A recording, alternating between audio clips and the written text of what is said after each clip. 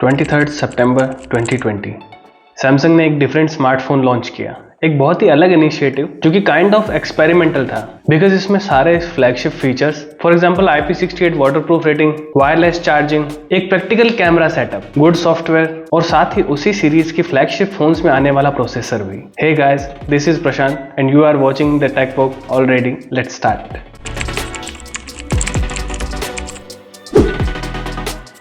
सो ये video Samsung के FE series में आने वाले स्मार्टफोन से रिलेटेड है, तो ये वीडियो स्किप मत करना। कुछ ऐसे पॉइंट्स इसमें आने वाले हैं जिनसे शायद आप भी रिलेट कर पाए। सो इस फोन को ग्लोबली काफी प्रेज मिला, बहुत सारे बड़े बड़े टेक क्रिएटर से और इनफैक्ट एंड कंज्यूमर से भी। बट इंडिया में सीन कुछ और था। हर बार की तरह इस बार भी डिस्क्रिमिनेशन। ग्लोबली ये फोन स्नैपड्रैगन 865 के साथ लॉन्च हुआ, जो कि S20 सीरीज की ग्लोबल वेरिएंट में भी था, ऑल्सो विद 5G कनेक्टिविटी। लेकिन इंडिया में Exynos 990 के साथ लॉन्च हुआ विद 4G कनेक्टिविटी, और इंडिया में प्राइस टैग था 50,000 रुपीज। तो इंडियन वेरिएंट में बहुत सारे इशू थे, थ्रॉटलिंग, हीटिंग और बैटरी रेंज जैसे इशू। सो उस बारे में डीप में नहीं जाएंगे, but you got my point right. Suddenly Samsung को आइडिया है कि स्नैपड्रैगन जो वेरिएंट है वो भी इंडिया में लॉन्च करते हैं। तो ऑलमोस्ट 6 महीने के बाद में अप्रैल 5, 2021 को इसका स्नैपड्रैगन वेरिएंट लॉन्च किया गया। प्राइस टैग था 55,000 इंडियन रुपीज। इस फोन में सब कुछ सेम था सिवाय स्नैपड्रैगन 865 और 5G कनेक्टिविटी के। और हाँ, रियल टाइम यूजर एक्सपीरियंस भी चेंज हुआ, थ्रॉटलिंग, बैटरी ड्रेन इशू जैसी चीजें फिक्स हो गई and people were happy,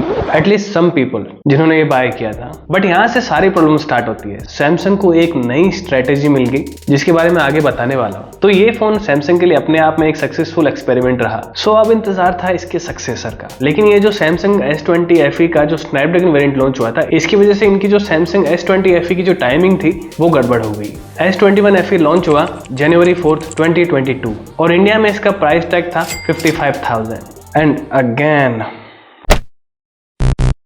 Exynos 2100 जो कि S21 सीरीज के इंडियन वेरिएंट्स में था, और इनफैक्ट ये सेम बैटरी ड्रेनिंग और हीटिंग जैसे इशू कैरी करता था, और इसी वजह से मेजॉरिटी ऑफ यूजर्स ने Samsung S20 FE 5G लेना प्रेफर किया।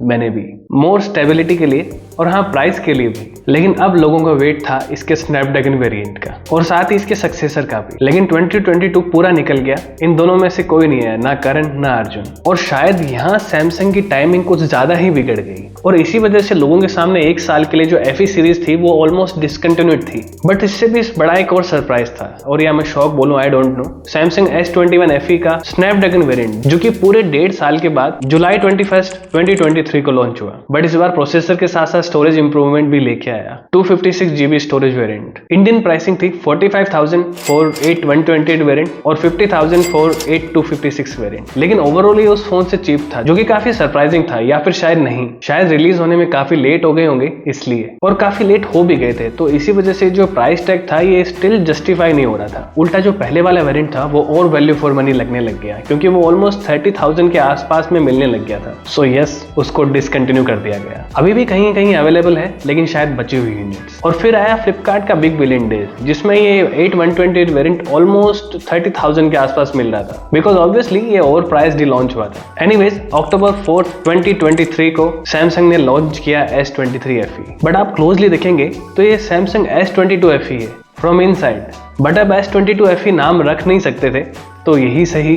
तो ये लॉन्च हुआ 8/128 वेरिएंट 60,000 पर और 8/256 वेरिएंट 65,000 पर। और मुझे पर्सनली ऐसा लगता है कि S21 FE का जो स्नैपड्रैगन वेरिएंट था वो इसके कुछ टाइम पहले ही इसीलिए लॉन्च किया गया था, ताकि इसकी ओवर प्राइस को जस्टिफाई कर सके maybe. So no surprise, फिर से ट्रेडिशन को फॉलो करते हुए ये लॉन्च हुआ S22 सीरीज में आने वाले प्रोसेसर के साथ में, Exynos 2200, ऑफ कोर्स हमेशा की तरह इंडियन वेरिएंट में। तो उस हिसाब से देखें तो ये S22 FE ही हुआ ना। But that's not the whole point, मैं आपको कुछ और भी बताने वाला हूँ। सॉफ्टवेयर अपडेट पॉलिसी, आप क्लोजली अगर नोटिस करेंगे तो S20 FE का Exynos वेरिएंट लॉन्च हुआ सितंबर 23, 2020 को विद Android 10 और प्राइस टैग था 50,000, और यहाँ पे अपडेट पॉलिसी थी 3+4 ईयर्स। तो उस अपडेट पॉलिसी के अकॉर्डिंग इसको Android 13 तक का अपडेट मिलना था, और इसके ऑलमोस्ट 6 महीने के बाद में अप्रैल 5, 2021 को इसका स्नैपड्रैगन वेरिएंट लॉन्च हुआ विद एंड्रॉइड 11। प्राइस टैग था 55,000। तो अपडेट पॉलिसी के अकॉर्डिंग इसमें एंड्रॉइड 14 तक अपडेट मिलना था, लेकिन ऐसा हुआ नहीं। अब आप कहेंगे कि अरे ये तो ग्लोबली लॉन्च तो हो ही गया था, बट एंड यूजर के पर्सपेक्टिव से देखें तो वी डोंट केयर, क्योंकि आपने तो ये फोन अभी लॉन्च किया ना इंडिया में, वो भी इंक्रीज्ड प्राइस पे, तो हमारे लिए एक न्यूली लॉन्च फोन ही हुआ। सेम हुआ S21 FE के साथ में। इस टाइम सैमसंग ने अपनी अपडेट पॉलिसी चेंज कर दी, 4 इयर्स के एंड्रॉइड अपडेट और 5 इयर्स के सिक्योरिटी पैचेस। इसका एक्सिनोस वेरिएंट लॉन्च हुआ जनवरी 5, 2022।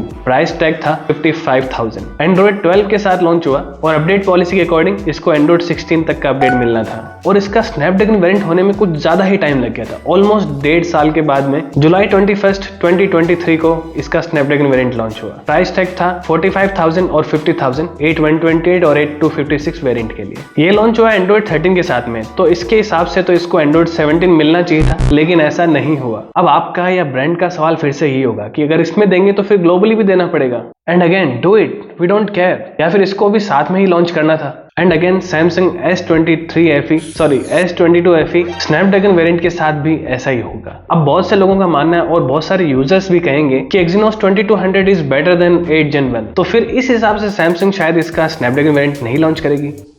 प्रोबेबली ये तो सिर्फ समय ही बताएगा, बट अगर सच में ये S23 FE होता तो इसमें स्नैपड्रैगन 8 Gen 2 होता और 5000 mAh बैटरी भी। सी ये फोन प्रीवियस जो FE सीरीज के फोन थे उनसे थोड़ा थिक है, not because of battery, I wish होता, बिकॉज स्नैपड्रैगन 8 Gen 1 और Exynos 2200 दोनों ही काफी थ्रोटल होते हैं और हीट प्रोड्यूस करते हैं स्नैपड्रैगन 888 की तरह। तो उसको कंपनसेट करने के लिए इन्होंने वेपर चेंबर की साइज बढ़ा दी, जो कि काइंड ऑफ वर्क भी कर रहा है अभी तक के रिव्यूज को देखते हुए। बट सीरियसली इट्स 2023 और मैं इस फोन में 5000 mAh बैटरी एक्सपेक्ट कर रहा था, और भी बहुत सारी चीजें जो कि मैं पहले बता चुका हूँ। ओके, सो ओवरऑल देखें तो सैमसंग अपने फ्लैगशिप प्रोसेसर में इंडियन वेरिएंट्स में ऑलवेज Exynos प्रोसेसर थोपने का काम बहुत सालों से कर रही है। चलो कोई बात नहीं, एक बार को उससे इग्नोर कर दिया, बट कुछ टाइम बाद में ये स्नैपड्रैगन वेरिएंट लॉन्च करना, this way customers feel cheated. But ये जो दोनों वेरिएंट लॉन्च होते हैं इनके बीच में टाइम भी काफी चला जाता है और प्राइस टैग भी या तो सेम होता है या उससे ज्यादा। तो एटलीस्ट स्नैपड्रैगन वेरिएंट के साथ में जो सैमसंग की ट्रू अपडेट पॉलिसी है वो भी तो अप्लाई होनी चाहिए ना। सो ये था मेरा ओवरऑल कंसर्न, जिसके बारे में शायद आप भी एग्री कर रहे होंगे। और अगर आप में से अब कुछ कहें कि मैं अपनी पर्सनल खुन्नस ब्रांड पे निकाल रहा हूँ, तो ऐसा भी कुछ नहीं है। इनफैक्ट मैं खुद सैमसंग का S20 FE 5G यूज कर रहा हूँ, एंड आई हैव टू से Samsung really did a good job at everything. But मैंने इस फोन के ऊपर प्रीवियसली एक वीडियो बनाई थी जिसके नीचे मुझे कमेंट्स आए थे कि इस फोन में एंड्रॉइड 14 का अपडेट आएगा कि नहीं आएगा, और उनके ये सवाल भी शायद 2 वेरिएंट की वजह से कंफ्यूजन की वजह से ही थे। और अब अगला सवाल आता है, क्या मैं फ्यूचर में सैमसंग की FE सीरीज का फोन लेने वाला हूं? तो जवाब है शायद हाँ, क्योंकि मुझे सीरियसली इनके कैमराज, फ्लैगशिप वाले फीचर्स और ऑन टाइम अपडेट काफी पसंद आते हैं। बट अगर सैमसंग ये प्रोसेसर और अपडेट पॉलिसी का जो हेर फेर है ये बंद कर दे तो काफी अच्छा होगा। आई होप आपको चीजें क्लियर होगी। वीडियो पसंद आए तो लाइक और सब्सक्राइब करें, और आप चाहते हैं ये वीडियो ब्रांड तक पहुंचे तो इसे हो सके जितना शेयर करें, क्योंकि यूट्यूब इसको वहां तक पहुंचाएगा कि नहीं I am not sure, as I am a new tech creator. Okay, so that's it. मिलता हूं आपसे अगली वीडियो में, तब तक के लिए बाय बाय, टेक केयर।